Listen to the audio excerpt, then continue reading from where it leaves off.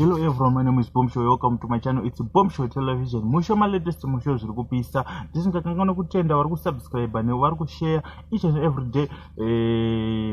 Our channel is growing. Tisingakangana kutenda futi team rangu rinopasa kuma construction companies kana mune urongwa maparties munotaura nawo wokuitira munyati wacho. Namba dzavo ndeidzo dziri pascreen idzo.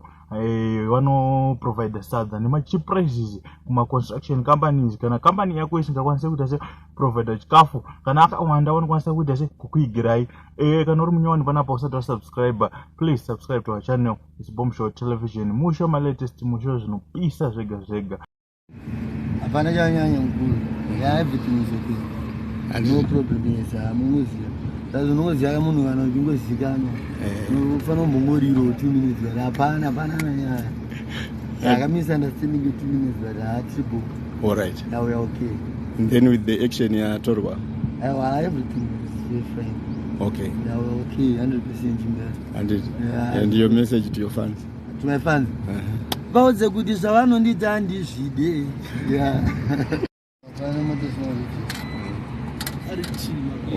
And it.